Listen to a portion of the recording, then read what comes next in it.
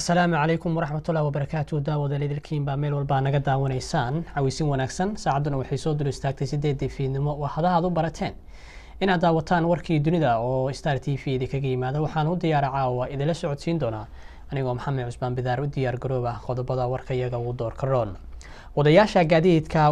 wadayaasha gaadiidka isaga kala goosha Boorama iyo waliba Djibouti ayaa cabasho ka muujiyay xadka u dhaxeeya Djibouti iyo waliba Somaliland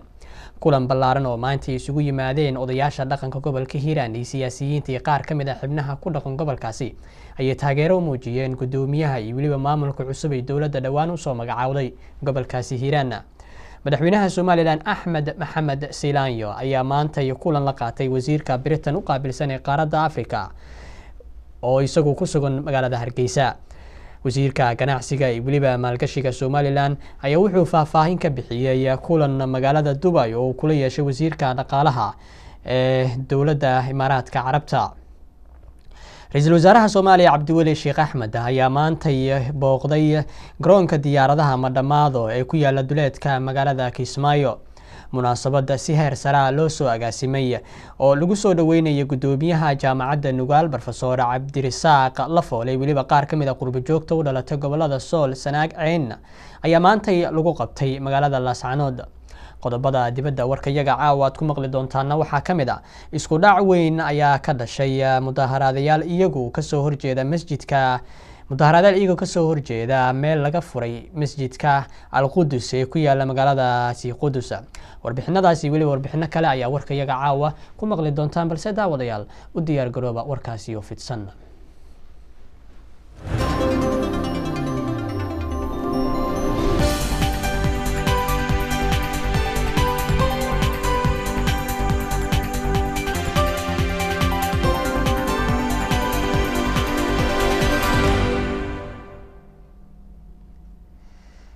kulanti wacan oo wanaagsan wadayaasha gaadiidka isaga kala goosha Boorama iyo waliba Djibouti ayaa cabasho xoogan ka muujiyay xadka u dhaxeeya Djibouti iyo waliba Somaliland sida warbixintan uu ku eegayo wariyahayaga Sharbiyare cabashadan ballaadhan ay maanta soo bandhigeen wadayaasha baabuurta u kala dhex goosha Djibouti iyo Boorama ayaa waxay ahayd mid muddooyinkii u dambeysay ay ahayd mid ugu hadalhaynta badan guud ahaanba dalkan Somaliland haddaba wadayaasha gaadiidka u kala dhex goosha Djibouti iyo Boorama oo maanta la hadlay qaar ka mid ah warbaahinta ayaa waxay muujiyeen cabashadooda waxa weeyaan gaadiidka meesha ay dhib bay ku haysaa shicibka in la dhiba ma hade dhib baa nagu haysataan leeyahay meesha loo yacday raagi iyo dumarba way haysataa laakiin gaadiidka iyay siiba sii haysataa dhib waxa lagu haysataa dhib aad u weyn baa lagu haysataa dhibtaasoo ah dadkii soo baxayay Djibouti ka soo baxayay waxa laga qaadayaa qofkiiba 800 oo franc ama ha yaraado ama ha weynaado ya gawaarida dirawalka markuu sii galaya waxa laga qaadaa 2 franc markuu soo baxayna ku faran baa laga qaada waxa ka soo dhaca dabadeed ala gaadha lagu baaraya 12 habeen maalkaas saddexda soo joogsatay 12 habeen ayaad ka imanaysa alaabta gaariga saaran laga rogaa dib baa raqab loo baaraa law yacdo waxa laga soo sii daaya 12 habeen saacado saddexdiya barka laga sii daaya habeen kuraasta baabuurta qaar laga fura waxay dirawlkii ugu dambeysay dirawal baa laga soo tuuray raarka koomuna ku jira wali waqtiyaas loo cadu yeelay macal gaariga dadkeeba si kastaba intuu ahaatee cabashadan gaadiidka u kala dhex goosha Djibouti iyo Boorama ayaa waxay ku soo beegmaysaa xilli lagu jiro xilliga ay soo xagaa bixi lahaayeen dadka dega dalkan Djibouti balse cabashadan ay tahay mid hoos u dhac ku yimiday isku socodka gaadiidka ay u kala socday dalka Djibouti iyo Somaliland Maxamed Xasan Ismaaciil Sharbiyare telefishinka caalamiga Star TV magaalada Boorama kulan ballaaran oo lagu taageerayo gudoomiyaha cusub ee gobolka Hiiraan isla mar ahaantaana maalintii shalay ahayd dawladda federaalka Soomaaliya u soo magacaawday ayaa maanta ka dhacay magaalada Beledweyne waxaana ka soo qayb galay kulankaasi qaybaha kala duwan ee bulshada odayaal dhaqameedyo waxgarad siyaasiyiin iyo xubno kale sida warbixintan uu ku eegayo wariyahayaga Star TV ee Beledweyne Yuusuf Cabdi Aadan kulan ballaaran oo lagu taageerayay gudoomiyaha cusub ee gobolka Hiiraan ee dawladda federaalka Soomaaliya ee u soo magacaawday gobolka Hiiraan ayaa maanta waxa uu ka dhacay gudaha magaalada Beledweyne xarunta gobolka Hiiraan kulanka ballaaran ayaa waxaa ka soo qayb galay qaybaha kala duwan ee bulshada rayidka odayaal dhaqameedyo waxgarad siyaasiyiin hore oo gobolka xeelal kala duwan ka soo qabtay iyagoona dhammaantood soo dhoweeyey guddoomiyaha cusub iyo sidoo kale mas-uuliyiinta maamulka gobolka hiiraan goobta waxaa hadallo kala duwan ka soo jeediyey qaar ka tirsan odayaal dhaqameedyo waxgarad iyo weliba siyaasiyiin ugu horreyntii waxaa ka hadlay siyaasi maxamed yuusuf garabey oo isna ka mid ah mas-uuliyiin xilal ka soo qabtay maamulkii hore ee gobolka hiiraan isagoona sheegay inuu aada u soo dhoweynayo guddoomiyaha cusub ee gobolka hiiraan guddoomiyihii horena uu sheegay in wax badan uu qabtay ayna sogootinayaan halgamaagii reer hiiraan wax badan u soo carro jiifay inuu shabaabku dalkan ka xureeyo yaa dib loo soo magacaabay xalina mar aan dad waraystay dikareetadiisu jeebka ay ugu jirtaa marka waa soo dhowaynaynaa xafladtan ka weyna waa lagu soo dhoweyn doonaa maalintuu imaanayo tan waa xaflad taageero asiga magacaabadiisa lagu taageerayo saaxiibada kale oo maamulka markay xilka kala wareegayaan yaan ayaguna sagootin fiican iyo wixii qabteen aan sheegi doonaa hadda weli xil wareejin lama gaarin waxaanu xafladdan u dhignay taageerada ah ninkii naftiisa iyo maalkiisa hiiraan inuu ku xureeyo baabuurro ku godo qoryo ku godo ku talagalaya soo dhalinyaraha oo 32 jir ah soo carro jiifay sidoo kale isna waxaa halkaasi ka hadlay maxamed cabdi raaxoy oo ka mid ah odayaal dhaqameedyada waxauna sheegay inuu aada u soo dhoweynayo magacaabista guddoomiyaha cusub ee gobolka hiiraan oo loo magacaabay cabdi fitaax xasan afrax haddii aan taas ka baxo guddoomiyaha waa soo dhoweynaynaa waxaan ku soo dhoweynaynaa dalkiisii iyo dantiisii iyo dadkiisii aan ku soo dhoweynaynaa ku soo dhawaabaan leynaa waana kula shaqaynaynaa haddaan leedma adigana shaqo wanaagsan aan kaa sugaynaa gacno furnaa kugu soo dhoweyna si kastaba haatee shalay ayay ahayd kadib markii wareegto ka soo baxday madaxweynaha jamhuuriyadda federaalka soomaaliya mudane xasan sheekh maxamuud lagu magacaabay guddoomiye cusub inuu noqdo guddoomiyaha gobolka hiiraan cabdifitaax xasan afrax ayadoona guddoomiyaha la filayo maalmaha soo socda in uu yimaado gudaha magaalada tanbeledweynaha xarunta gobolka hiiraan yuusuf cabdi aadan star t v beledweyn waa tahay daawadayaal isla warbixintaasi ayaan ku guda jirnaahe waxaa iyadana maalintii shalay ahayd kasoo horjeestay qaar ka mid ah odayaal dhaqameedyo iyagoona ku sugan isla gudaha magaalada beledweyne maamulkani cusub ee loo soo magacaabay maanta isla gobolkaasi waxaana isa soo taraya khilaafyada u dhexeeya qaar ka mid ah odayaal dhaqameedyada oo iyagu kala taageersan labada maamul ee haatan dowladda usoo kala magacaawday maamulkaasi wixii warar ay kasoo kordha waxaad ku maqli doontaan wararka iyaga dambe soo socda madaxweynaha Soomaaliland Axmed Maxamed Siilaanyo ayaa maanta kulan la qaatay wasiirka Britain u qaabilsan qaaradda Afrika sida warbixintan uu ku eegayo Xasan Malidir dowladda Britain waxay sheegtay in ay ka shaki baxday digniino ay sanadkii hore u soo jeedisay muwaadiniinteeda kuwaasi oo ku aadanaa u safridda iyo ka dhex shaqaynta Soomaaliland waxaana sidaasi sheegay wasiirka Afrika u qaabilsan dowladda Britain Mr Mark Simon oo maanta madaxweynaha Soomaaliland xarunta madaxtooyada kula kulmay This morning is that we have undertaken a comprehensive analysis looking at the facts. This is not a political decision, it is a factual. waxaanu qaadanay annaga iyo madaxweynaha kulan falanqayn ah oo isbahan ku salaysan oo aanay siyaasad ahayn balse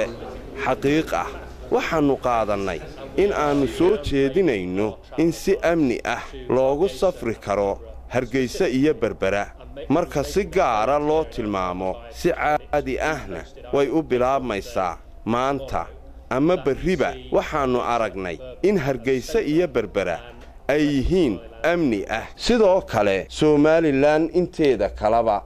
wasiirkan oo hadalkan ka sheegay xarunta madaxtooyada oo shir jaraa'id ay si wada jira ugu qabteen isaga iyo wasiir arrimo dibadeedka Soomaaliland Maxamed Biixi Yunis ayaa waxa uu isna Maxamed Biixi sheegay in ay u soo bandhigeen Mr Mark in aanay Soomaaliland wax cabsi amni ahi ka jirin taasina ay tahay mid cid kasta arki karto wasaaradda inuu la kulmo waxaanu ka wada hadalnay cilaaqaadka labada wadan Ingiriiska iyo Soomaaliland cilaaqaadkaas oo cilaaqaad taariikhi ah cilaaqaad aad u xoog weyn waxaanu ka wada hadalnay arrimaha horumarka xagga nabadgelyada waxaanu ka wada hadalnay arrimaha ku lug leh shirka aanu qaban doono ee Ingiriiska lagu qabanayo ee ku lug leh trade iyo investment oo aad iyo aad muhiim uga ah dadka reer Somaliland waxaanu ka wada hadalnay arrimaha diaspora reer Somaliland ee Ingiriiska jooga iyo waxqabadkooda iyo sidee wadankooda u tari lahaayeen waxaanu ka wada hadalnay ugu mahadnaqnay waxtarka ayna siiyaan waxaanu aad iyo aad maanta ugu faraxsanahay oo wasiirku ku dhawaaqay in cunaqabataynta xagga safarka ee aan muddada badan ka hadlaynay ee weydiisanay dawladda inay ogaadaan inaanu dal nabadanahay dad xasiloon nahay inay naga qaadeen khaasatan Hargeysa iyo Berbera ballan waxaanu ka qaadnay inaan nabadda xoojino waxaanu kaloo u sheegnay wasiirka inaanu nahay dad nabadda jecel dad shacabkooda si fiican ula nool hase yeeshee xuduudahooda iyo wadankooda iyo go'aansiyadooda uu mid sugan yahay oo aan cidna uga daba fadhiisanayn aanay ogolaanayna wadankan gudihiisa in shirar lagu qabto dhibaato u keenaya wadanka waana u sheegnay runtii annagu inaanu dad dib wada ahayn hase yeeshee aanan ogolayn dhibaatada iyo wada hadalka iyo hadallada xume ka soo baxaya Puntland annagu halka maanu gaarin 23 sanadood baan jiray nabad baan ku jiray hadal iyo meel ka dhacam uma diyaarnihin waxaanu doonaynaa ummad waxaan nahay xurnimadeedii haysata more or less marka waxaan u sheegnay dawladda Ingiriiska inay nagu ogaadaan nabad iyo annagoo meel uga soo wadashada nabadda iyo nabadgelyada Somaliland aanay u sheegaan qolada reer Puntland inaanay Somaliland afhamadooda marna uga jawaabi doonin xasan maalidar Star TV madaxtooyada Somaliland magaalada Hargeysa watahay xasan maalidar waa mahadsan tahay waxaan u gudbaynaa waxaan ku guda jirnay magaalada Hargeysa wasiirka ganacsiga ee waliba maalgashiga Somaliland ayuu wuxuu faahfaahin ka bixiyay kulan oo kula qaatay magaalada Dubai ama baysuutaga Imaaraadka Carabta wasiirka dhaqaalaha ee dalkaasi Imaaraadka Carabta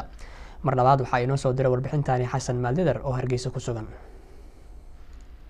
wasiirka ganacsiga iyo maalgashiga Somaliland Dr. Maxamed Cabdilaahi Cumar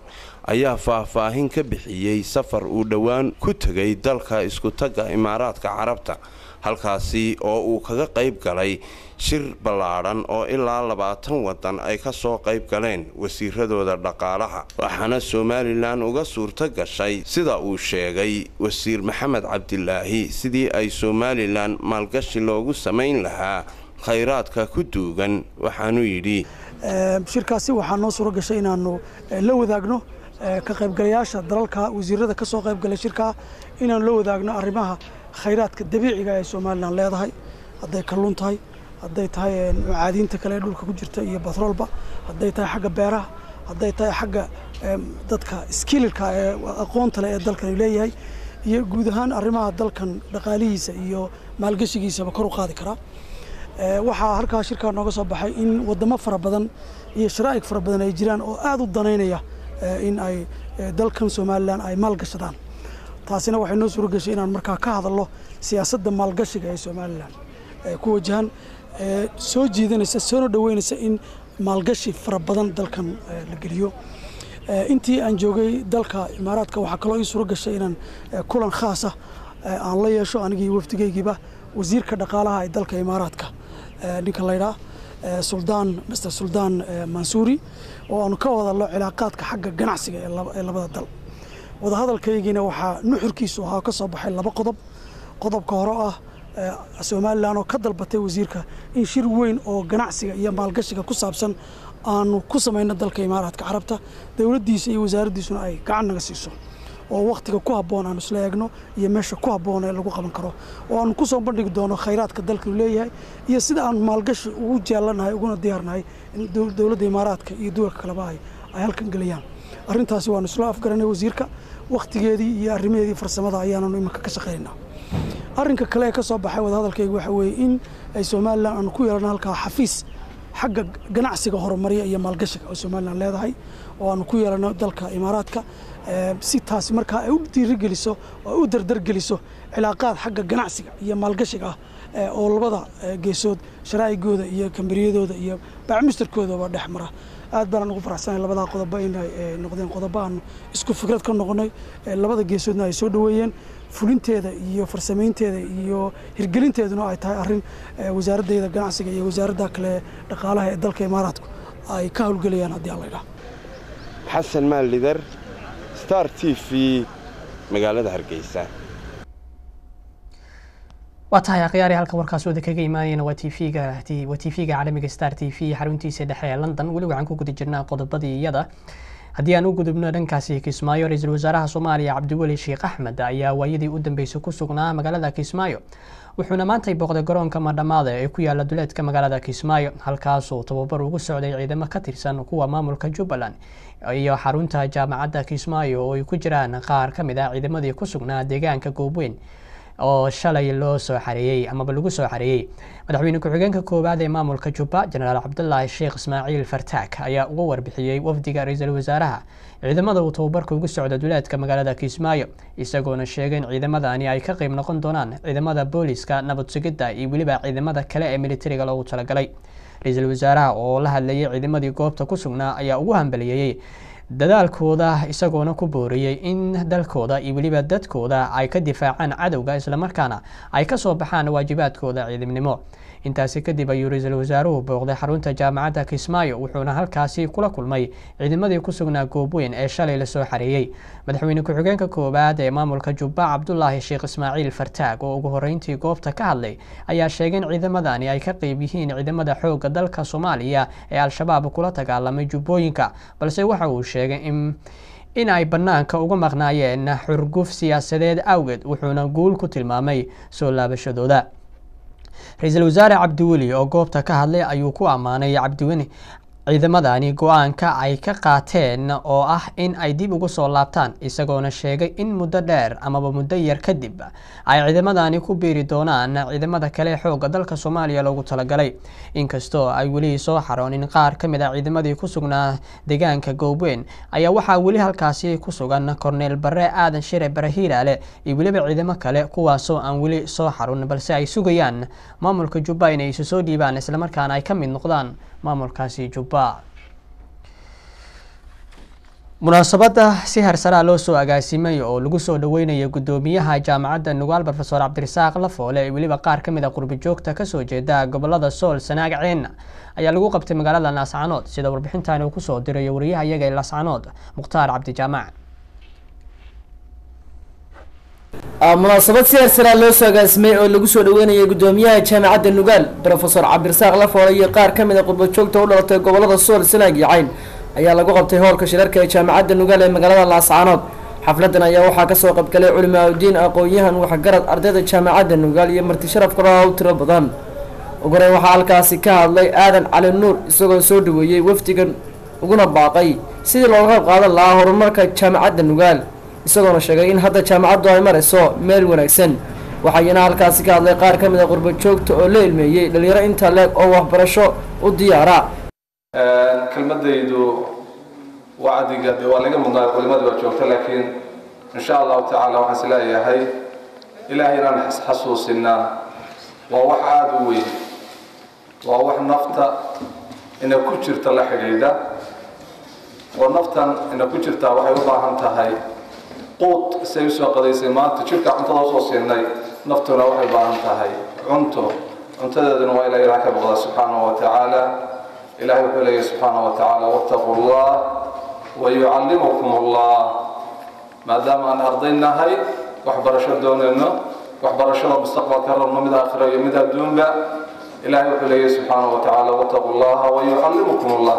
إلهي كبر سبحانه وتعالى إلهي بعيد مرية وحبر شد إلهي دي السينية إلهي بعيد فرية بعسيد عبسيد إلهي وحلوه له وحيالا بدن إن إلهي كبرنا ومفاتيح الخير كلها خير كأورب يفتح عبسد إلهي سبحانه وتعالى waxayna halkaasi ka hadlay qaar kamid ah qurbo joogta oo la ilmeeyay dhalinyaro inta leeg oo waxbarasho u diyaara iyagoo dhanka kala sheegay in ay la garab taagan yihiin sidii ay jaamacadda kor ugu qaadi lahaayeen waxaan la ooyayaa farxad waxaan la ooyayaa reeran waxaan la ooyayaa ilaa hadda inaan ogeyn inaan Laascaanood joogo laakiin waxaa maanta ii ah farxad weyn oon la sheegayn kara carruurtayda asxaabtayda Washington DC joogta in aan maanta ka dhexeeyo magaalada Laascaanood waxyaalo badan oo aan sax ahayn markastana loo ka sheego waxyaalihii aan oran lahaay oo dhan walaalkay iga horeeyay baan ka hadlay laakiin waxaa muhiim ah qofka bini'aadamka noloshiisa waxa furaha u ah waxbarashadu maanta Laascaanood idinka ayaa hogaamiyayaal u ah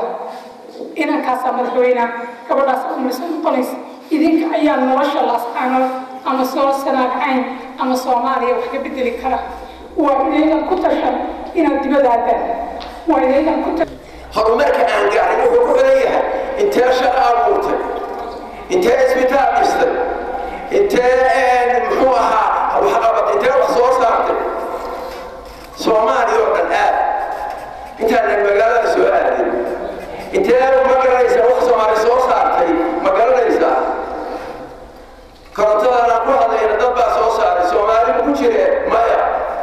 gabagabadina waxaa munaasabadaas soo afmeeray gudoomiyaha jaamacadda Nugaal Professor Cabdirasaaq Lafoole isagoo uga mahadceliyay soo dhaweynta ballaaran ee loo sameeyay isaga iyo waftigiisa Mukhtaar Cabdi Jaamac TV-ga caalamiga Star TV Laascaanood watahay daawadayaal intaasi haddii aan ugu gudubno qodobadii gudaha oo aan u gudubno qodobadii caalamka warbixinada inaga soo gaaraya masjidka Al-Aqsa ee ku yaala magaalada Qudus ayaa sheegaya in mudaharaadayaal aad u xoog badan oo maanta ka dhacay iyadoona mudaharaadayaashaasi ay kasoo horjeedeen wararka ayaa sheegaya amaba kasoo horjeedaan iraade kadib masjidkaasi in loo ogolaaday dad haysta diinta Yuhuudiyiinta oo iyagu gudaha u galay isla markaana doonaya inay dalxiis ahaan u galaan wararka ayaa sheegaya in isku dhacaasi oo yimid kadib markii dad Yuhuud ah loo furay dhismo ka tirsan masaajidka si ay u booqdaan gudaha masjidkaasi Falastiiniyiinta mudaharaadaya ayaa bilaabay inay dhagaxaan tuuraan booliskana waxay ku rideen rasaasta dadka ka ilmeysiisa waxaana lagu soo waramayaa inay dhaawacmeen 30 ruux oo mudaharaadayaasha kamid ah ilaa iyo haatan ma jiraan wax dhaawac ah oo laga soo sheegaya dhanka Israa'iiliyiinta dadka Yuhuudda ah ee booqda dhankaasi masaajidka waxay walwal ka qabaan muslimiinta Falastiiniyiinta iyagoona ka baqaya in Yuhuudiyiinta amaba Yuhuuddu qabsadaan aagaasi isla markaana dadka muslimiinta oo careysan laga yaabo in dhibaato ay u geystaan dadka iyagoo dalxiiska u yimaada magaaladaasi Qudus wixii warbixinay naga soo gaar warbixintaasina waxaad ku maqli doontaan wararka iyaga ee dambe ee soo socda intaasi ayuu warkii inooga idil yahay waxaan idin la socodsiinaya warka anigoo Maxamed Cusmaan Bidaar inta warkan warkiisa xigaan ku kulmi doono aqyaar waxaan idinkaga tagay sida ay nabadgeliyo waxaana u diyaar garowdaan faladii warka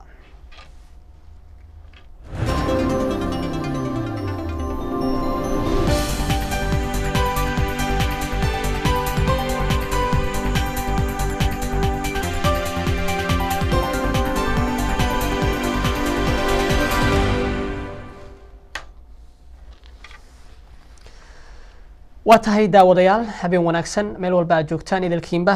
waxaa la soo gaaray xilliyada aad barateen inaad daawataan oo aad nagala qayb gashaan falladeena warka idinkoo noo soo marinaya qadka taleefanka ee shaashada idinkaga muuqda ra'yadiina kala duwan bal intaan u gadagelin dadka idaawanaya ra'yadooda iyo weliba qadka taleefanka waxaan jeclahay inaan balfaallada qodobada iyaga caawa aad ku maqli doontaan oo ugu horeeyo madaxweynaha Soomaaliya Xasan Sheekh Maxamuud ayaa ugu baaqay in si nabad ah lagu raadiyo khilaafka ka taagan degmada Taleex ee gobolkaasi Sool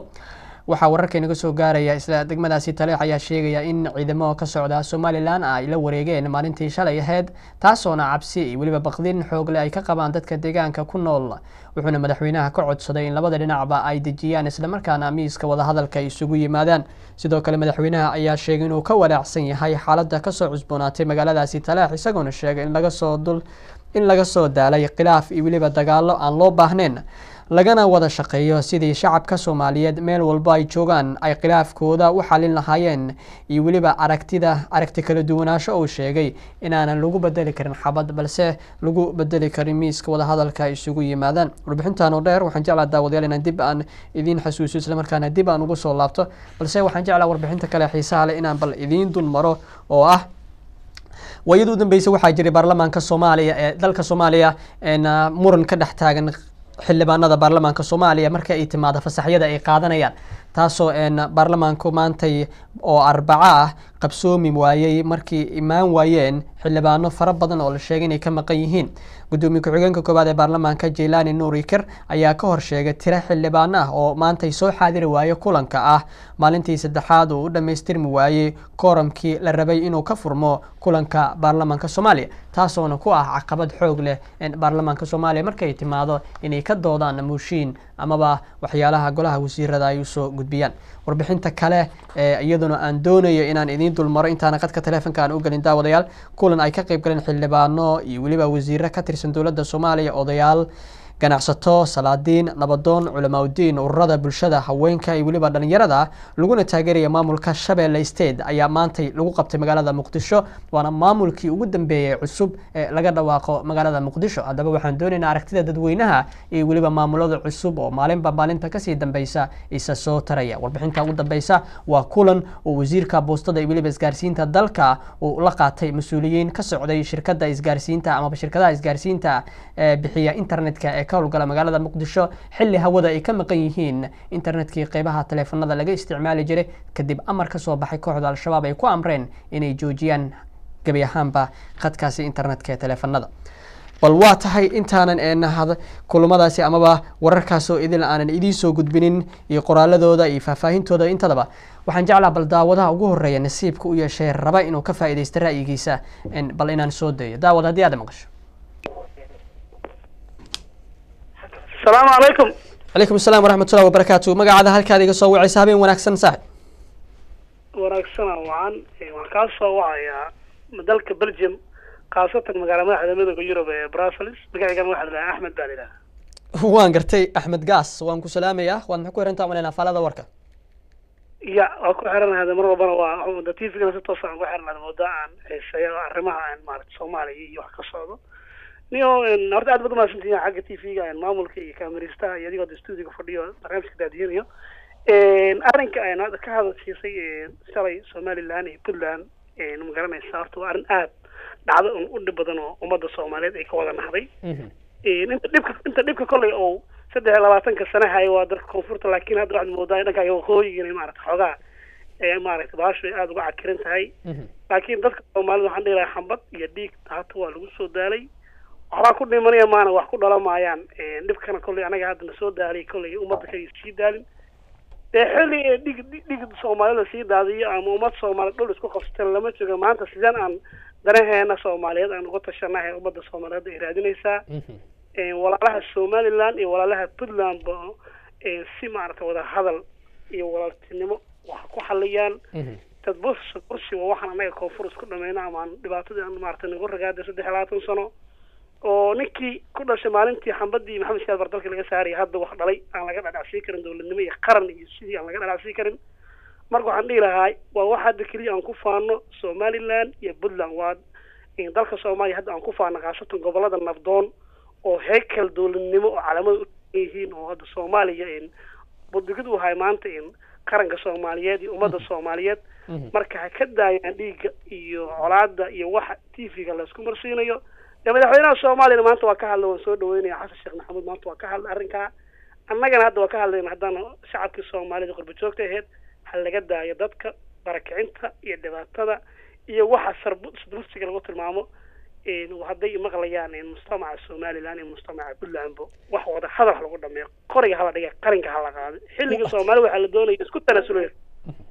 واتاي أحمد ومahadsantahay fikirkaada maadaama waqtiga oo caawa aad igu yar yahay oo aan doonay dadweynaha qiimaha badan meel walba ay joogan bal ayaga inay ra'yidooda igala qayb qaataan waan kaaga mahadcelinayaa walaal ra'yigaada habeen walba aad igala qayb qaadato waxaan ku guda jirnaa isla arintani ku saabsan kulan ay soo qaban qaabiyeen xildhibaanada iyo waliba qaar kamid ah dadka ku nool magaalada Muqdisho ayaa la sheegay in lagu magacaabay maamul cusub oo la magac baxay maamulka Shabeelle State intaan usoo gudbin bal faahfaahinta maamulkaasi daawadaha khadka igu jira bal ayaan u baaqayaa ra'yigiisana ayaan jeclaa bal daawadayaasha inay bal dhageystaan halo magacaada meesha ay ka soo wacayso walaal السلام عليكم بواكو سلامي ونبيف علي أو كاسوعي في لندن أبو مركا وحان ربا قلبك مهمك أو كان قيب قلي هرتا وحيت هاي إن هرتا دالك نبض لغو صو دبالو أو ليسو دلقاتو واتكوات talabaad waxay tahay abo wasiirka boostada isgaarsiinta waxaan ka codsanaynaa in waa wadan dowlad federaal ah ee rasmi ah ay ka taliso marka waxaan ka codsanaynaa in boostadii isgaarsiintii la yaqaanay ee waagii barisamaadkii in taleefanadii dibna loogu soo celiyo ilaan taleefanada boostadii isgaarsiinta ee dhanka dowladda ka socda way u raqiis badan tahay ummadda Soomaaliyeed marka dowladdu yay ka jiifanin taleefanada waa wax loo baahan yahay boostadii isgaarsiinta waa lacag yar oo micnihii dowladdu oo macquul ah ayay dadka ku siisaa shacabka ah taleefanada kale oo private kana way ka qaalisan yihiin kuwa kale marka dowladdu waa dowladdeena waa in ay ku tala gasho in haykalkii dowladnimo meesha uu ka bilaabanayay ay ugu horeyso boostadii isgaarsiinta ay ku xigto wakaalada xoogga korontada ummadda Soomaaliyeed ee iskool xawta ka jireysay ku dhaganayd in haykalka dowladnimada soo celiyo wixii dowladii lagu yaqaan ay la imaato laakiin dowlad airport iyo tagad la xukumaysa wax socaya mal abo aad u mahadsantahay waa tahay nadiif waan kaga mahadcelinayaa ra'yigaada aad ii soo koobtay isla warbixintaas ayaan jeclaa baldaawadayaasha inaan u faahfaahiyo kulanka ayaa intuu socday mudane maxamed ibraahim xaaji aadan waa wasiirka boostada wuxuu warbixin ka dhageystay qaar ka mid ah mas'uuliyiintii ka socday shirkadaha isgaarsiinta ee bixiya adeega internetka kuwaas oo ka hadlaya siyaabaha lagu xidi karo ama lagu xadidi karo in si qaldan looga faa'iideysto adeegaasi waxaa jirtay walaaci waliba walwal ku aadan adeegaasi internetka kadib markii al-shabaab amar ay soo saartay ayna ku amartay shirkadaha isgaarsiinta ee ka howlgala dalka Soomaaliya inay joojiyaan adeegaasi internetka bal daawadaha qadka ku jira ayaan u baaqayaa magacaada halka adiga soo wacaysa daawada walaal magacayga waxa la yiraahdaa Sahro waxaan ka soo wacay Denmark waan gartay Sahro ku soo dhawaaw Denmark adigoo jooga adiga akhyaarta kale waan idin salaameynaa habeen wanaagsan falada ku soo dhawaaw in soo kobraygaada walaal waxaan ka hadlayaa qodobka Somaliland ayaan ka hadlayaa iyo muxuu ahaayay wadanka Soomaaliya Puntland lama yiraahdo Soomaaliya wadanka Soomaaliya ka hadlaya waan gartay bal sidee aragtidaada aad ku muujin kartaa magaalada Taleex iyo waliba madaxweynaha Soomaaliya oo ka hadla ugu baaq labada dhinacba inay arintooda xaliyaan walaal waxaan u arkaa madaxweynaha Soomaaliya isaga ka dambeeya Somaliland ka dhacaya maxaa cadeyn oo waxaysa oo aad ula jeedaa walaal cadeyn oo aan u hayaa xildhibaan u soo diraya uu hooba TV haddii waxaan la jeedaa walaalo imika haddii aad furto TV-ga Soomaalida ama Soomaali National TV haddaad furto waxaad halkaa ka arkaysaa ka dhageysanaysaa isagoo oo leh soo Taleex baa caynkaas buuhood la caynkaas ama isaga ama xildhibaanadiisa ama Muqdisho ay ka hadlayso muxuu ahaayay buuhood le ayo muxuu ahaayay Somaliland ay ka hadlayso Somaliland waxay leedahay wadankan mar hore aan ka goonay Puntland ayagu bayba ka tirsantahay baana waxa aan aragnaa wadanka Puntland leeyahay xuduud leedahay oo ay ka tirsantahay muxuu ahaayay Soomaaliya marka xasan sheekh waxa meesha ka dhacay isaga ka dambeeya ama koonfuriba iyagu ba waxaan waqooyi ka dhacay ka dambeeya waqooyi waa dad lixdankii walaal iyaga u tagay muxuu ahaayay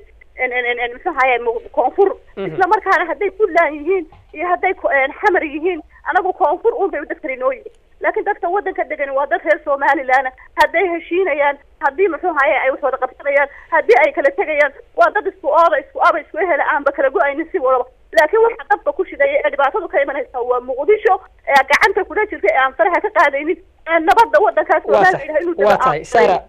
Sahra haddii aad maqasho marka ugu dambeyntii markii aan ka tagno eedeynta labada dhinacba loo soo jeedinayo adigoo ka ra'yi ahaantaada maxaa lagu qaboojin karaa oo labada dhinac ay ku wada hadli karaan oo miiska wada hadalka la isugu imaan karaa markii aad ka gudubto tan madaxweynaha Soomaaliya walaal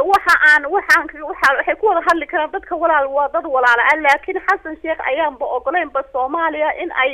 ay Somaliland dadka Somaliland jooga inay aayahooda ka tashtaan dadkaas kaasaan baraalli ka ahayn ama xildhibaanaha u soo diro ama hayaha buuhood laakiin soo go'a ama federaalkan idinka qayb gelinaya kollay gacan baa ku jirta dadkana waa dad marka horeba waqtigii siyaad bare dhibaato badan kala gaadhay oo la kala dilay oo muxuu ahaayay dee magaranaysaa oo iyagu dhexdooda inay iska doontaan u baahan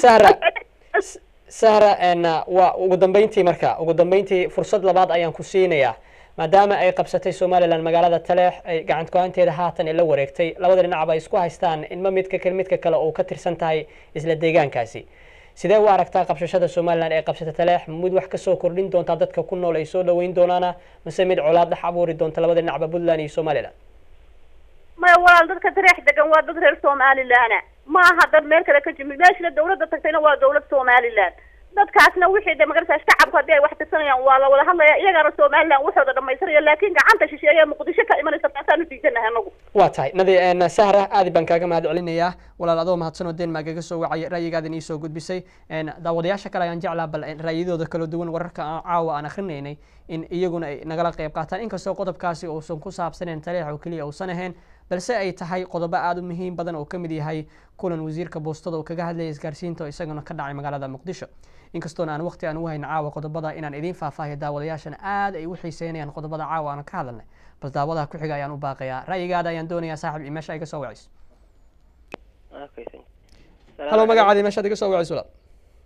walaal London baan ka soo wacaya haye magacaada nuura kuma maqlo walaal nuura la yiraahdaa waan gartay nuura ku soo dhawaad faalada waad la socotay sidaan filayo si fiican haye ra'yigaadii soo koobaad oo mahadsan cidnana aadan abaaraynin oo ra'yigaada kaliya ku koobnaanayo anigu cidna abaarmay laakiin waxaan ka hadlayaa sheekada taleex haye sidee waxa weeye waa degmo Soomaaliland ka tirsan waxaanu ka baryeynaa dawladaha dariska waliba dawladda Soomaaliya Soomaaliland inay faraha uga qaado arrimaheeda dadkan iyaga waxooda dhamaysan kara in nagala baxo faraha Puntland Soomaaliya bay ka tirsan tahay Soomaaliland shantii qaybood ee Soomaalida loo qaybiyay qayb ka mid ah weeyaan Soomaaliland Puntland iyo dalkan googo'ay iyagu kuwaas u baahan in runtii wax laga qabto laakiin shacabka reer Soomaaliland iyaga dhibaatadooda xallin kara waayo waa dal madaxweyne leh waa dal dawlad leh laakiin waxaanu ka bareynaa dawladaha jaarka waliba dawladda Soomaaliya inay faraha ka qaado arrimaha Soomaaliland waan gartay nuur haddii aad maqasho waxaa tiri waa inay faraha ka qaado dawladda Soomaaliya arrimaha Soomaaliland wararka Soomaaliya naga soo gaaray waxay sheegayaan inaysan haba yaraatay khilaaf u dhaxeeya Soomaaliland iyo Soomaaliya aysan jirin balse khilaafkan uu u dhaxeeya kaliya maamulka Puntland iyo waliba Soomaaliland marka maxaa keenaya isdhihi kartaa in khilaafkan uu gaaro Soomaaliya oo wax cadamiyaad u haysa oo aad leedahay caawa Soomaaliya ayaa ka dambeysay dhibaatada ka dhacaysa taleex absolutely waa loo hayaa wax cadayna la hayaa horta Puntland Soomaaliya ka tirsan tahay burburkii Soomaaliya ku dhacay qayb ka mid ah weeyaan Puntland laakiin wuxuu TV-ga qaranka muqdisho laga maamulo hadda daawato hadda waxa ka socdo sheeko propaganda buu holiya baa laga sheekeynaya Kismaayo marka wuxuu dadka reer Soomaaliland faraha laga qaado shantii Soomaaliya burburtay ayay ka tirsantay Somaliland Soomaaliya Djibouti ismaamulka Soomaaliya NFD shantaas aynu burburnay war hal la isqiimeeyo hal la isqadariyo hal la ixtiraamo yalla isku xadgudbin xuduudihii mustacmarku dhigay baynu ku xisaabtamaynaa dadka isku dadka ah ee isku xuduudda ah ee walaalaha ah ee ilaahay meesha ku wada abuuray yaan qabaa'il loo kala googoynin halkaas inuu waliba ku qasban yahay kay ciid dhibaysa ha guuro waa tahay guuri karaa waa tahay nuura marka ugu dambeyntii marka dadku dhibaatada waxa ay ku dhacayso oo cawaaqib xumada ay soo gaarayso waa dadka deegaanka ma aha dawlad ma aha maamul jira marka dadkaasi ku nool taleex iyo waliba deegaanada kale ku tayeedsan dhibkii dhacaya mas'uuliyadiisa qaadaya xuduudda Soomaaliland dawlad bay leedahay dibna looma baahna inuu ka dhaco ummadda shacabkaana looma baahna in dhibaato la gaarsiiyo reer Soomaaliland wada hadla gamca isqabsada xalka hal dhibaatada hal lagu xaliyo wanaag laakiin dagaal waxba ma taro inaan baa ku dhinta inaan ba kuma dhasho laakiin dawladaha jaarka ee dawladda Soomaaliya ka mid tahay ee maamul u soo diraya xildhibaanada ee aad ka arkaysa buu hoodle war faraha naga qaada jaar baynay walaaltinimada iyo wanaagga ha laga shaqeeyo Somaliland dadkeeda faraha looga qaado madaxweyne Siilaanya waa nin nabadda jecel inta nabad buu ku baaqaya laakiin dawladda jaarka waliba Xasan Sheekh xukumo Somaliland faraha kala baxda Djibouti jaar baan dhibaato nagu ma haysto Ethiopia jaar baan dhibaato nagu ma haysto waa tahay nuura afka Soomaaliga ku hadla waa tahay nuura marka intaasi ayaan kaaga jaraya maadaama aan jeclahay fikirkaada inaan sii wado balse dadka qadka igu jira ayaa codsanaya in ayagana fikir mid lamid ah hawada ay noo soo mareen aad iyo aad baan ugu xumaa inaan kaa jiro balse waan kaaga mahad celinayaa fikirkaada noo soo gudbiso walaal waa tahay daawadayaal sida aad maqlayseen warbixinadaasi iyo waliba warbixino kale oo inaga soo gaaraya gobolka Hiiraan ayaa sheegaya in odayaasha dhaqanka ay ku nool isla gobolkaasi Hiiraan in khilaafyo xoogan ay soo kala dhaxgaleen khilaafyadaas oo ku saabsan maamulka dhawaan ay u soo magacaawday gobolkaasi waxaana maamulkaasi la filayaa inuu soo gaaro maalmaha soo socda gobolka iyadoo qaar kamid ah odayaasha dhaqanka ku nool maantay ay soo dhaweeyeen halka qaar kale oo kamid ah isla odayaashaana maalintii shalay ahayd ay ka soo hojeesteen haddaba wararkaas ayaan doonayaa bal in ayagana dadka ay nagala qayb qaadan karaan haddii ay fursad u helaan daawadaha ku jira qadka ayaan siinaya daawada magacaadii halkaad iga soo wacayso halow haddii aad maqasho السلام عليكم. عليكم السلام ورحمة الله وبركاته. هل كادي كسو وعيسي مقعد ولا؟ اسمان ومهد أجوك صاحبك آدم كو سلامة. وهو قرتي أن مهدي آدي بن كو سلامة مدة كسو دوا فالذا إيسو قبل الأضمات. ما دام برنامجك قبل أو نجيها هي حقيقة صاحبك وقضبض أنا كالد واجع لاي لكن وحن كسو كوبا أن حسدان كتاجن تلاح نو اسمان وتر آدي هذا وحنا هاي معناها ضدك الصوماليات تلاح معناها حوجاي حسد كتاجن آدي هذا وحنا هاي محايا لضدك وعدد أصلا لا شيء وعدد أسكو دينا وأنا ضد أسكو عفا ما أنت ماشي سيديك وكضاطو وحاله به كراء إنه حق درية هاي محايا لضدك ماشي كضاق علما يو كل جود وعدد أهل توحيد مسلم قف كلام تقنا أو معناها دين كلها يستمع أهم مركا Somaliland ha ahaato kuwaas kale qaatuma sheegta ha ahaadaan Puntland ha ahaadaan meeshaasi dhiig ku daato waxa ka mas'uul ah dadka madaxda ah hadhowtan yoom alqiyaama ayaga la weydiinaa mid kale baaqa madaxweynaha ka soo baxay Xasan Sheekh Maxamuud wuxuu halay male waxa la joojiyay kaliya yiri maana wuxuu faragastay haba yaraatay ma jirto hal la joojiyana ceeb ma ahan marka dagaalka la joojiyo wax dhiba ma lahan qodobkaasi hadii aan ka gudbo baarlamaanka Soomaaliya aan ku soo kooba ismaan baarlamaanka Soomaaliya saaxiibkayo dadka waxa jiro wax isku haleyn la yiraahdo macnaha Soomaalidu waxa lagu yaqaanaa isku haleyn wax la yiraahdo marka maadaama baarlamaanku uu yahay 275 xildhibaan waxa laga yaabaa barkabar inay dibadaha iska jiraan kuwa kale Muqdisho ay iska mataqana hoolada iska seexanayaan waan gartay maxaa looga bixi karaa marka halkaasi mahdiyow halkaasi maxaa looga bixi karaa oo dadkaasi xildhibaanada maqan looga dhigi karaa xildhibaano shaqadooda guto si waafiya uga soo baxa والله dadkaasi waxa looga baahan yahay inay xaadir ahaadaan maxaa yeelay dadka 10 milyan oo Soomaaliyeed lagu qiyaasay ayay mas'uul ka yihiin inay markasta xaadir noqdaan ma ahan inay lacagaha qaadanayaan kumanaanka dollar ay ku qaataan macnaha dadkii dhibaato haysato iyagana ay iska nastaan biyada qabow iska cabaan taas waa xaq darro marka inay wadankii joogaan ay dadkii macnaha meeshii wixii yaalo amba qodobka yaal ay ka hadlaan ayaa loo baahan yahay maahane inay dibadaha iska aadaan ma ahan waxa looga bixi karaa waxay tahay inay wadankii joogaan aysan biyaha hotelka iyo macnaha meelaha qabow ay iska seexdaan inaagooda waa tahay mahdi intaasi ayaan in walaalkaaga jarayaa anigoona aan ka xumahay inaan ka jaro ama daawadayaasha kale igala qayb qaadanayaan aad uga xumaa in iyaguna aan fikirkooda aan ku soo koobo yaana la meelina fikirkiina ku cabiranayo balse waqtiga aawadeed oo aad igu yar oo aanu jeclahay inaan waqtiga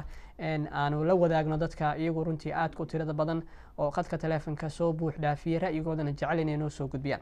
دawada xiga ayaan u baaqaya magacaadi halkaad iga soo wacayso ina soo koob qadar yar assalaamu calaykum calaykum assalaam waraxmatullahi wabarakaatu magacaadi halkaad iga soo wacayso walaal magaciga waxa la yiraahdaa Rooda waxaan ka soo wacayaa London waan gartay Rooda faalada waad la socotay ra'yigaada ayaan ka codsanayaa adoo mahadsan ina ii soo koobto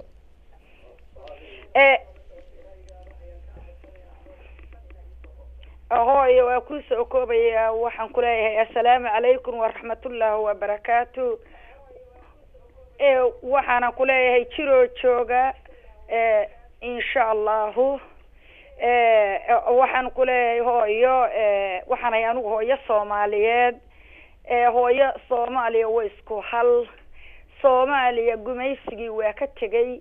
xornimay qaadatay waa walaalo waa uliya diirkeed wixii qandhoonaya ee Soomaaliya kala goynayana ilaahay ha ka qabtaan u leenahay Soomaaliya waa muqaddis gobonnimay qaadatay anigu waxaanay khaatumo isteed dadkii gumaysuhu dalka markii uu yimi ama koonfur ha noqoto ama waqooyi ha noqotee dad baa hooyo deganaa markhaati aad ka tihiin dhulka Soomaaliya uu arkay wanaageeda ka geys ilaa raas Kaaboni ilaa raas Casayr hooyo dhulka dad baa iska lahaa diyaaradaha lagu rusheeyay Afrika waa dhulkii hooyo ugu horeeyay Soomaaliya diyaarado lagu rusheeyo oo lagula dagaalamo marka hooyo xornimaynu qaadanay Soomaaliya Allah walaaleeyo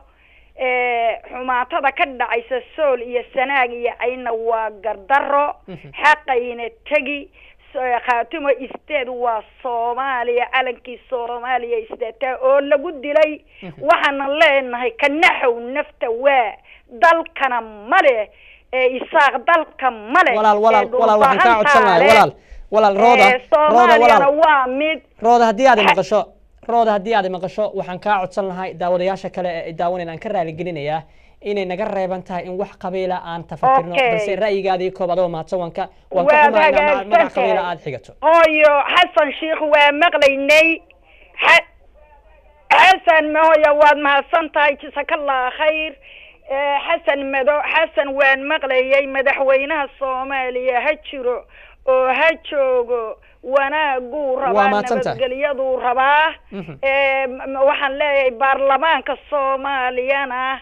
intaasoo kunoo soomaali ay kitaab u mareen qaxoonti baa daadsan kiiniyaa baabi'isay ilaahay wuu kala xisaabtamaya haddayan hagaajin baarlamaanka soomaaliya maama haddii aad maqasho marka ugu dambeyntii maxaad kusoo gabagabayn lahayd oo duca ah amaba idhidhiile oo labada dhinac baad u diri lahayd marka gabagabadii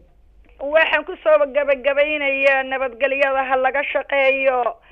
waxaadan helayaan waxaan la helayaa lagu daalin nin waliba dalkiisa iyo cirdiqiisa iyo sharaftiisa waa u xor tiifi walba waa laga soo baxayaa u haneeya khaatumo u haneeya dalkeeda nina ciyaar u joogi maya nina ciyaar u qaadan maayo waa tahay aad iyo aad baan kaaga mahad celinayaa taasi waxay ahayd maamo soomaaliyeed oo isla markaana inaga soo wacaysay London ra'yigeedana ina soo koobtay inkastoo aan ka xumahay qabiilka ay soo carabawday oo aanu ka raali gelinayo dadka sida gaarka ay u taabatay isla markaana ka xumaado daawadayaasheena kamid ah oo adduunka dacladiisa ka daawanaya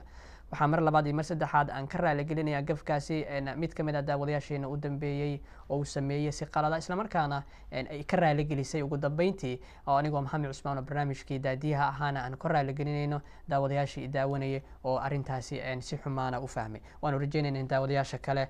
arrimahaas oo idil ay ka fogaadaan oo ra'yigooda si nadiima oo wanaagsan ay inoogu soo koobaan haatan waxaan soo gaarnay gabagabadii barnaamijkii faallada iyada oo anigoo Maxamed Cusmaan idin soo saaray waana ka xumahay in dadka jeclaa inay nagala qayb qaataan faaladeena warka caawa oo u soo gali waayay qadka taleefanka waxaan aad ugu mahad celinayaa qaarkii taleefanka oo u soo galay isla markaana igala qayb qaatay ra'yigooda saliimkaana dadweynihii daawanaya barnaamijkan ay si aad ugu soo gudbiyeen waxaan si gaar ah ugu mahad celinayaa farsamayaqaanadii barnaamijkan iga caawa iga soo saaciday inta barnaamijkani faallada warka aan ku kulmi doono habeen dambe waa anigoo Maxamed Cusmaan oo idinkaga tagaya sidaa iyo nabadgelyo